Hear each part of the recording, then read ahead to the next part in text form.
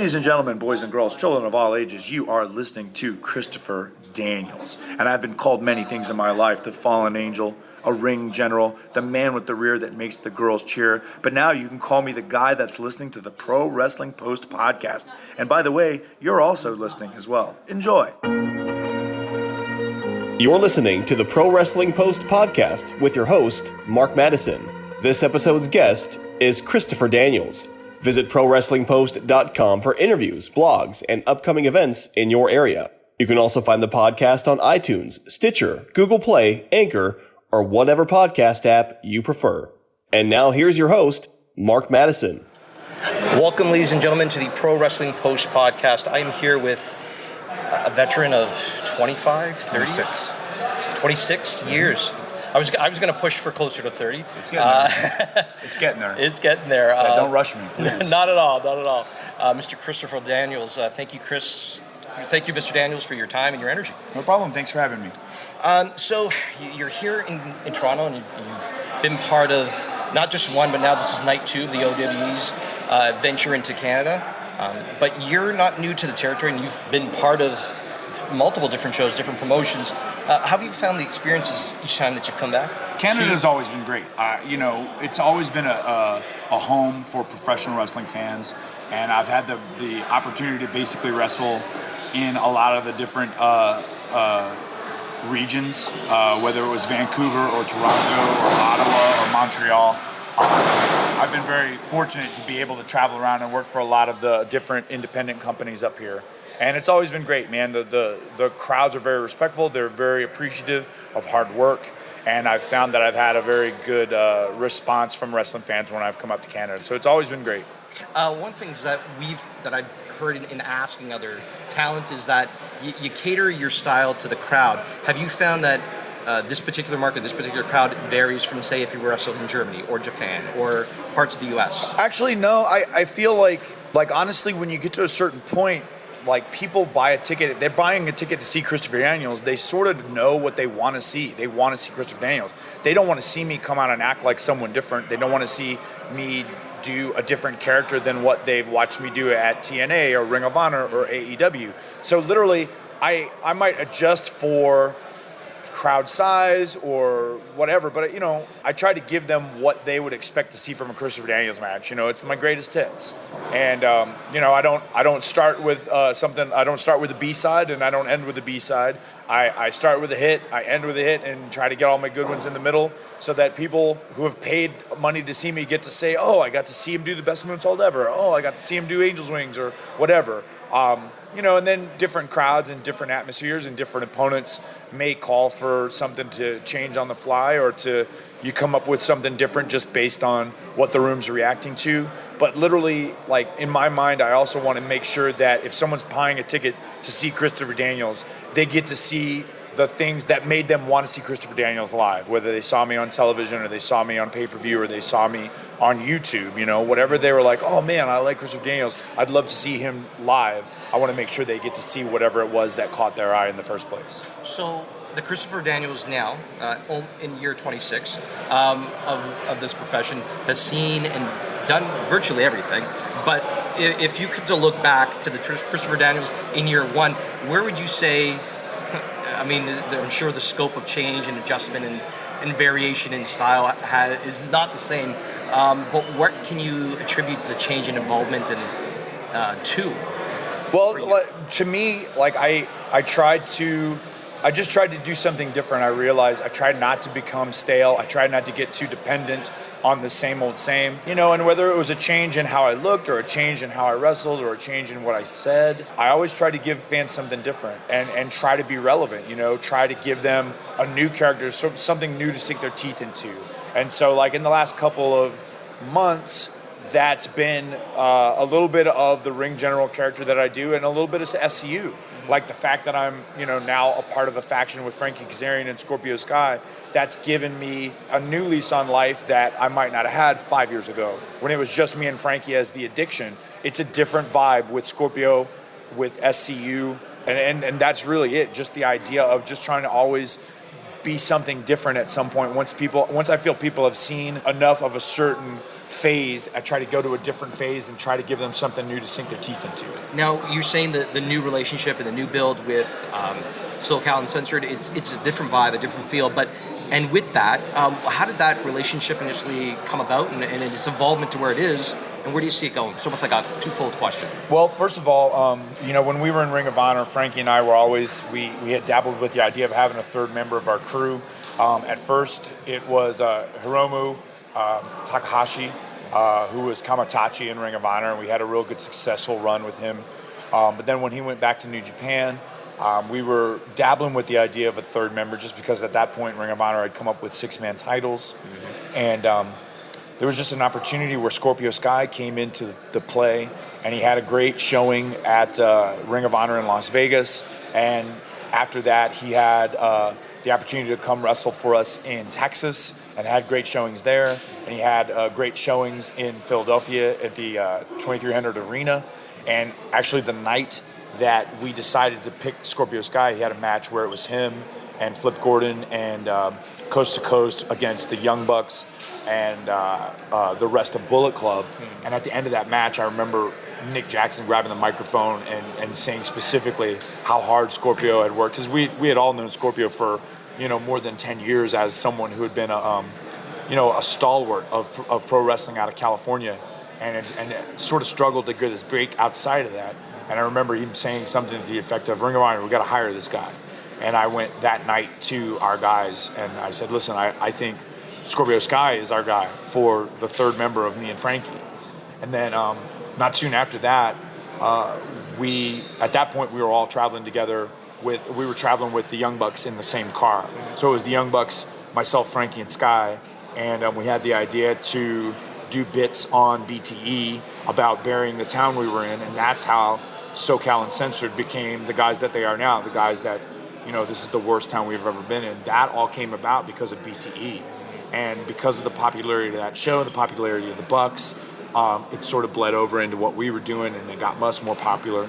And that's how that all sort of came about to become what you see now on AEW pay-per-views and what you're going to see come October when we're on television.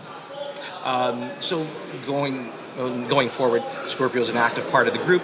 Unfortunately, he's not part of the show tonight, but so he wasn't privy to the idea, or it was just something you and Frankie were mulling over, and then who's going to be the guy, because it was something that Frank and I both decided. We've been friends, especially Frankie and Sky have got a long history of working against each other in Southern California, and Frankie was one of the guys that was trying to get him a position in Ring of Honor in the first place. Right. And so often in times, it's not that you're not good enough to be in a place, it's that there's not a specific idea for you sometimes.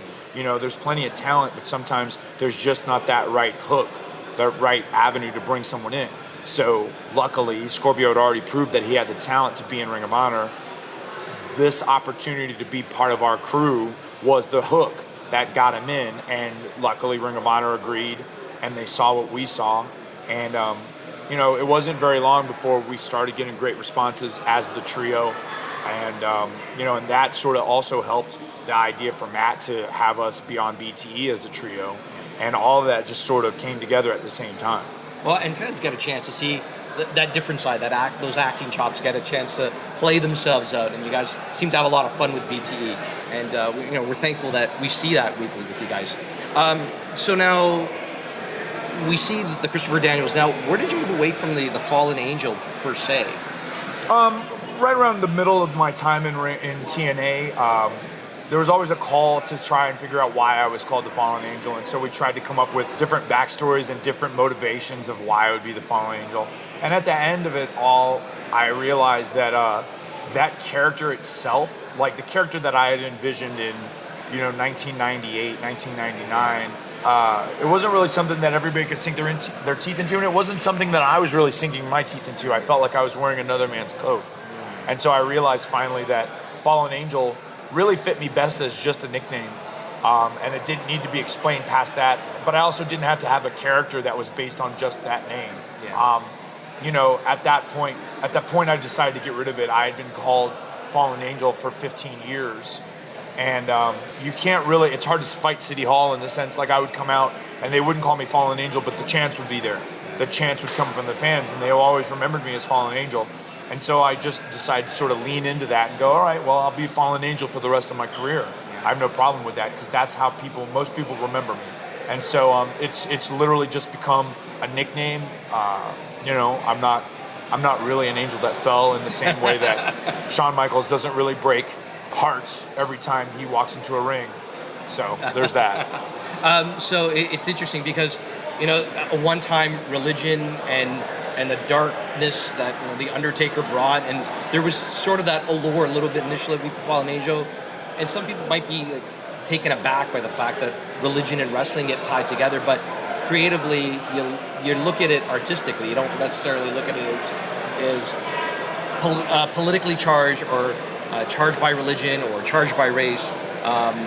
Were you specific in knowing where the line was? And well, I tried to push it. I wanted to be controversial without being offensive, but like where I thought the line wasn't always where creative people saw the line or the companies that I worked for. And throughout wrestling, they're always trying to find ways to monetize these characters, but there's also trying to find ways to not turn audiences away. And so, and I understood that. And, in the end, regardless of whether it would have been controversial or offensive or deemed inappropriate, it just wasn't me. And, and I think one of the best things that I did was I had enough of the common sense to decide that it was time to walk and do something different and not, be so stubborn and rigid that I was like, no, I can make this work. I can make this work. I realized I wasn't making it work 100%. And so I decided to just go out and have fun and be myself and let the name just be a name. And I feel like it's helped me in my career to just sort of have that freedom to just go out and do what I want to do rather than be sort of restricted in this dark character that not everybody got behind. No. Delving a little bit into some of the past, I've had the fortune to talk to Frankie Kazarian. He says you're the worst person in the world. Awesome. And I'm pretty sure he's right. Mutual. No, I am the worst person in the world. Definitely worse than Frankie, but I've only because I've had more experience being a bad person. So I've got a couple of years on it. So. But we touched upon when we spoke your world championship win with Ring of Honor. Right. The feeling, the emotion that was not just felt, I'm sure, by yourself, by your peers, by the fans. Did it feel like it was the right time, the right place? What feelings and emotions were you going through at the time of even the process of getting to that point and knowing that it was going to happen, and then it happens, and then?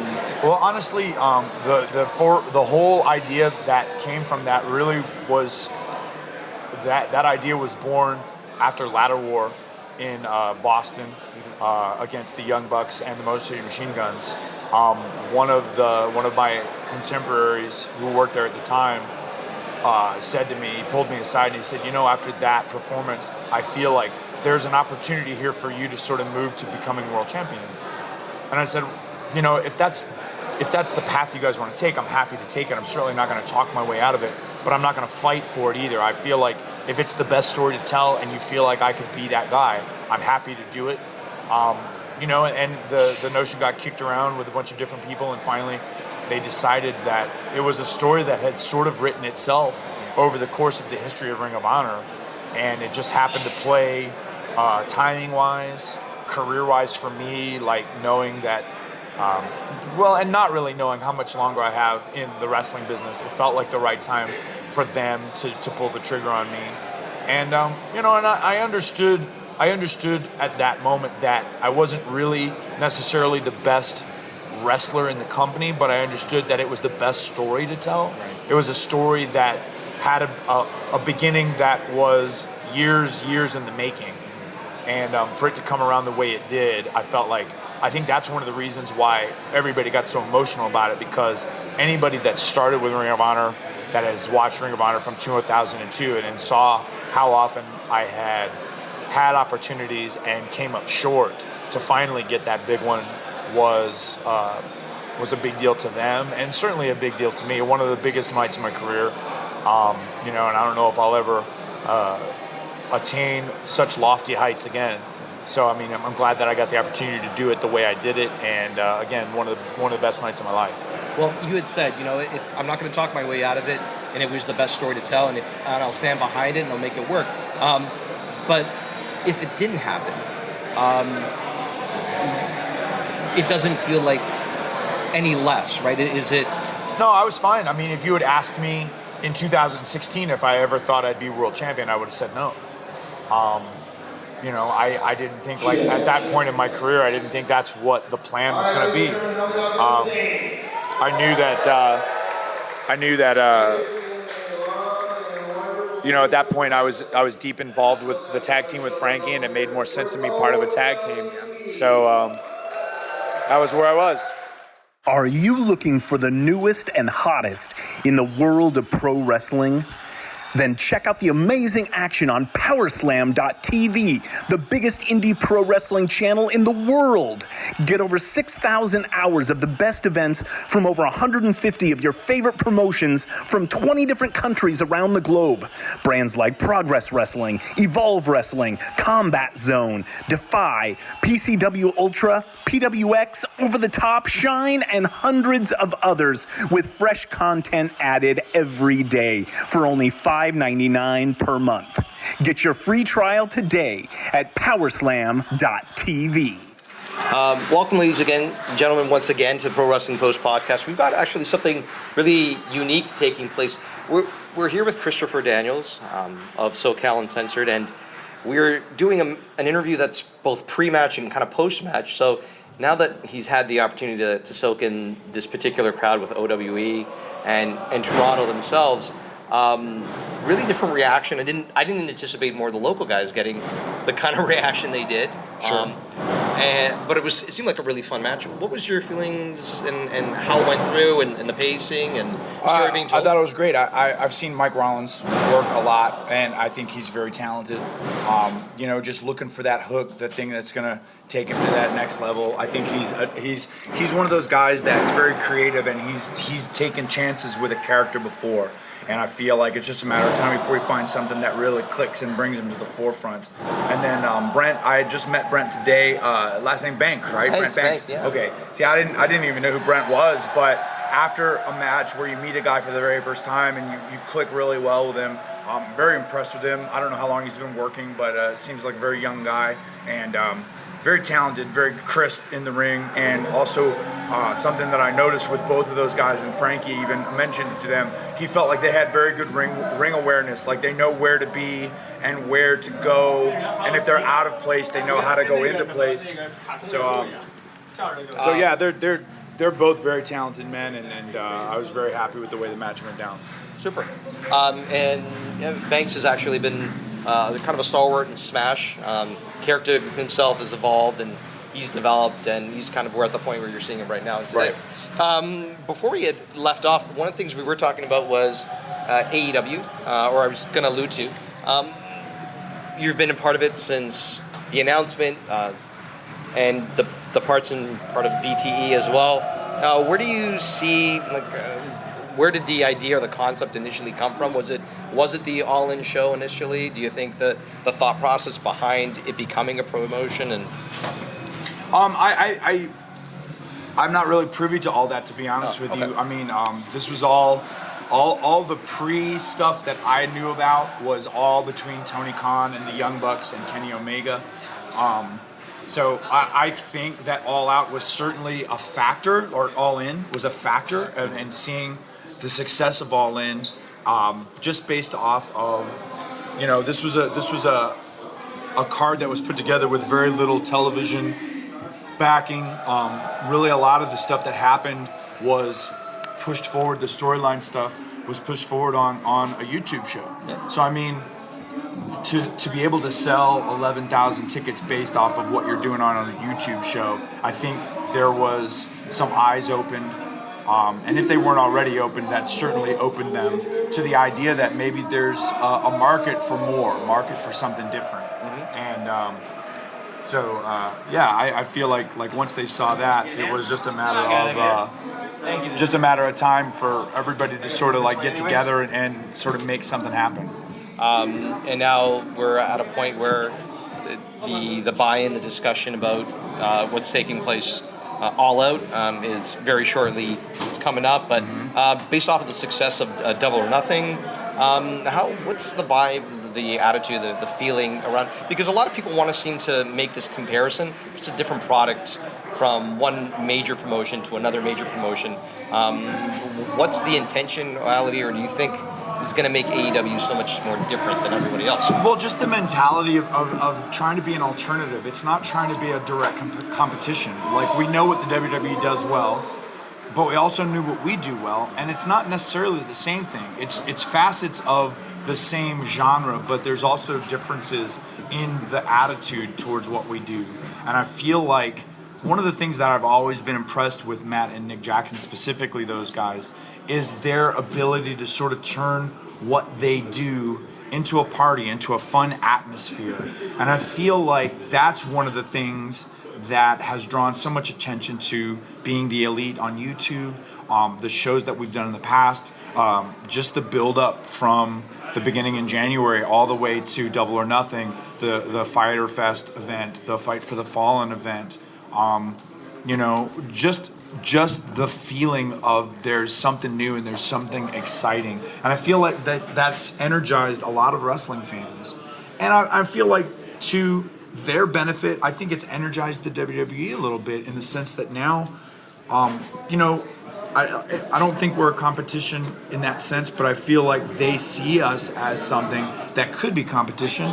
And if this strikes a fire under them to be more creative or think outside the box, then in the end, the ones that win are the wrestling fans. Yeah. And I mean, you go back to the days of Raw and Nitro sort of battling head to head. The battle was on to see who could be most creative and who could gain the most buzz. And the people that ended up winning were the millions and millions of fans that were watching both products and sampling both products. So at this point, I'm not interested in trying to compete with WWE. I feel like there's plenty of room on the planet for our stuff and their stuff. And I don't think anybody's being asked to make a decision of one or the other. It's, let's see how this goes and ride with us and see where this party takes us. Do you know what I mean? Oh, for sure. Are you looking for the newest and hottest in the world of pro wrestling? Then check out the amazing action on powerslam.tv, the biggest indie pro wrestling channel in the world. Get over 6,000 hours of the best events from over 150 of your favorite promotions from 20 different countries around the globe. Brands like Progress Wrestling, Evolve Wrestling, Combat Zone, Defy, PCW Ultra, PWX, Over the Top, Shine, and hundreds of others, with fresh content added every day for only $5.99 per month. Get your free trial today at powerslam.tv. What can fans anticipate for SCU's role, place moving forward, talking today and even going on further? We've been very fortunate to be on the ground floor as this thing was going on, and we're very close with Matt and Nick. We're very close with the guys that are involved with the decision making. So I feel like if there are things to be decided, we're going to be maybe not in the room when it happens, but we'll certainly be one of the first crews that gets sort of apprised of the situation. So I feel like we're in a position now where we can help affect some real change and some real entertaining quality wrestling out there. And so, we're just going to do our bit. We know that we're not the main focus, but we're happy to be part of this game, and we're happy to be part of this party that's happening. I'll thank Matt and Nick Jackson till the end of my days for what's happened to me starting January 1st until now, because it's just been a whirlwind. And they've literally changed my life and, changed a bunch of people's lives. So yeah, I mean, I'm looking forward to see what the future holds, and it's going to be breaking new ground for a lot of us, because not everybody has done live television before. Weekly live televisions, they're very difficult. We had a bit of it in TNA, and I know what worked and what didn't work, and how we could have done better, or what I think could have done better, and we'll see what happens, man. I mean, I'm in for the long haul, and hopefully the fan base has got that same commitment to what we got going. We're here today, and at the same time, fellow AEW talent Sammy Guevara has also competed. Is it also an opportunity to kind of shed some light and show these guys as to what will be effective, what won't be? It's almost that mentoring mentality where let me not have you make the same mistakes I did or that I was privy to. Is that the idea? Maybe with kind of the blend of talent, the more savvy or experienced, with the younger, more athletically inclined per se? Oh, of course, yeah. I mean, like you can't have all veterans and you can't have all brand new talent. There has to be a mix. There has to be a level of guys that have been where the younger talent want to go. Mm-hmm. And at my point in my career now, 26 years, going on 27 soon. I know that my day isn't my place isn't first and foremost. It's not the front of the boat. Do you know what I mean? I know that I'm a member of a team and I have something to offer, but it's not necessarily being the face of the company, and I get that. My position is to try and help guys that haven't been there yet, that haven't had this opportunity, hopefully give them all of my expertise and my experience and sort of affect a path for them to get to those positions. So for me, it's literally a matter of trying to, in the same way that guys took me under their wing when I was starting, I'm sort of doing the same thing. I'm giving my expertise to guys like Sammy and Brandon Cutler and all of the young guys coming through AEW. I'm going to give the benefit of my experience of what I've done in Ring of Honor, what I've done in TNA, what I've done on the independent scene, what I think works and what I think didn't work. And that's my role, is to try and help out and help form these guys and give them a leg up into becoming the next big thing. This might be a bit of a loaded question, but in saying it, you had spoke about earlier, you and Frankie both had seen Scorpio, and you knew that he was going to be the guy to join. What talent can fans that maybe aren't as familiar with new young talent that is going to be part of AEW, that they should really be keen on keeping an eye out on, and what is it about them that maybe sticks out so special? Well, the easy answer for me, first of all, Sammy Guevara, I think is a very talented guy. He's already shown what he can do in AAA, and I think once American audiences get familiar with him, they're gonna see that he's something special. I feel the very same way about Kip Sabian, a young gentleman that I encountered in the UK a couple years ago, and luckily I had the opportunity to sort of get him involved with this company, and I feel like the future's very bright for him. And then guys like Luchasaurus and Jungle Boy, two guys that have found themselves on the independent scene, and I feel like they've got a very special act that is going to translate well to our television audience. I think they're going to be a very popular duo. And Marco Stunt also joining those guys. So that particular trio, I think, has got a big future ahead of them. And then the entire tag team division in AEW at this point, led by the Young Bucks, but don't forget SCU and Best Friends and the Dark Order, all of the Jack Evans and Angelico. Like, these are all guys that have been around the world and have wrestled just about everywhere and had that experience. And I feel like we're going to bring these guys that may not be household names to a nationwide audience, and I think people are going to be very surprised and very pleasantly surprised by what AEW brings to the table. It's interesting you mentioned the Dark Order. They were very popular here in Smash. They were very competitive, and they definitely had a niche carved out. But it seems like now that the opportunities with AEW, there's more darkness brought out of in their characters and a little more evolution. So fans shouldn't sleep on them either. They're no, not at all, not at all. And we're very fortunate that we're able to bring them. I know in the past that there were issues with coming into the country that was sort of holding them back from doing more stuff and becoming more famous in the States. But now that that's been handled, these guys are poised to become part of probably the best tag team division in the world right now. And I'm looking forward to see what they bring to the table. I've seen their work in the past year or two, like firsthand, and I know that they're both very talented guys, very creative guys, and they're going to fit right in with what we got going on. Super. Before we let you go, we've got busy time ahead of you too. Here on Pro Wrestling Post, the podcast, we like to have a little game. So if you're up for a little game, okay, super. What is it? So the game's called Wrestling Tinder.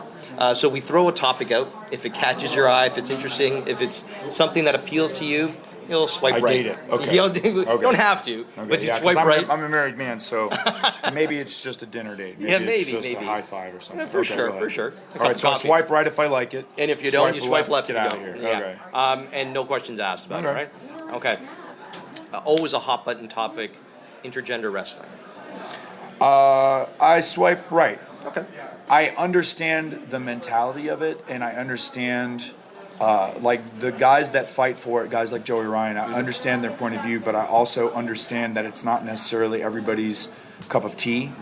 And, it's just just me personally, I feel like I'm not the best guy to partake in it. I've done a few matches, and I feel like I've done the best I could in those situations, but I wouldn't want to do it as often as like Joey's done it. Joey's become a master of it, and he knows the way to play it and his character, and he knows how to do that stuff. I don't think I would be as good at it as him, and so it's not my cup of tea personally. Yeah, I think some of the criticism that it tends to face is the social climate that it's tied to. You know, we're in a Me Too movement, and we're talking equality, but then understanding there is still an art form to it, and there's still consent. That's part of it, right? Whereas opposed to throwing just words like domestic and violence tied to it isn't necessarily fair.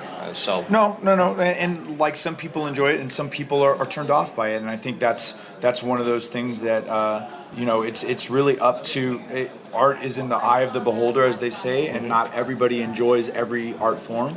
And for me, like I said, I've dabbled in it. I've had a couple of matches against female competitors, and I felt I did the best I could in the situation. But I like I said, I don't think that I would want to do it primarily or do it as a focus of my career like Joey has. I feel like for me, it was best done the few times that we did it well, and but I wouldn't want to go to that well too often because I think I would run out of creative ideas. Joey's been nothing but creative. He's been a creative mind. He's got a formula that he does very well, and he's made it a very successful thing. But I also too, to me, I feel like part of the reason that he's so successful is that he's one of the few that has figured out the formula to make it work for him. And I don't know if I'm as creative in that respect as Joey was. So, I mean, hats off to him. Oh, fair enough. One last topic that we'll throw out. Maybe... Oh, we only did one Tinder? Okay, I swept right and we're done. No, don't. One more topic. All right, so right now, an interesting conversation that's kind of taken place on social media is the division between your reality and your person, and your character, and saying that this conversation over, if it's Christopher Daniels and the online handle is Christopher Daniels, that's one thing. But if per se your name was Bo Smith and yet the handle, how do you differentiate between the two? Does it break the fans from where they need to see the business? Where they are they interacting with the person, or is it a separate entity that you're trying to create? This is some of the confusion that I think partly it lies with some. I say this because a recent discussion with Jordan Grace took place online, who was here competing earlier. Jim Cornette was part of it. And is there a line? Are you looking at it as a separate entity? When you put out a profile as talent, do you draw the line? What are you advertising? Well, me personally, Are you familiar with this? Yeah, I know what you're talking about. Okay. Yeah, and I sort of land in the middle of it, I guess. Everything that I say as Christopher Daniels online is probably what I would say as my real persona anyway. If I think there's going to be any sort of confusion between the two, I don't post it.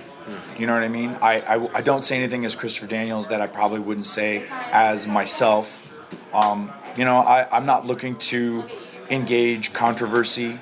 I'm trying to use social media for my benefit. I'm not trying to rally the troops for anything specific. Literally, all I want my fans to do is know where I'm going to be and support the places that I would like support for. And that's all I'm using my social media for. I'm not really out there to necessarily fight a good fight for anything specific. You know, if I have a point of view on something, it's not really, I might not share it with everybody because it's not really everybody's business. Mm-hmm. So I'm perfectly fine just leaving Christopher Daniels on my Twitter and saying the things that I would say, and it's just a matter of thought. Like, is it something that I want to put out to the world, or is that an opinion that I would rather keep to myself and someone, you know, to the people that I want to talk to, rather than, you know, the millions of you know, strangers who follow me for whatever reason. You know, I'm happy to keep those opinions to myself. Fantastic. So, yeah. Just my opinion on my social media, you know? No, that's totally understood. Sure. And accepted. I mean, everyone's going to approach it differently, and, sure. and we welcome that. Before we let you go, was there anything you'd like to promote, advertise, make fans aware of? I think people are pretty much aware of the big thing for me. I mean, AEW's coming, All Out, August 31st, October 2nd, the very first television show.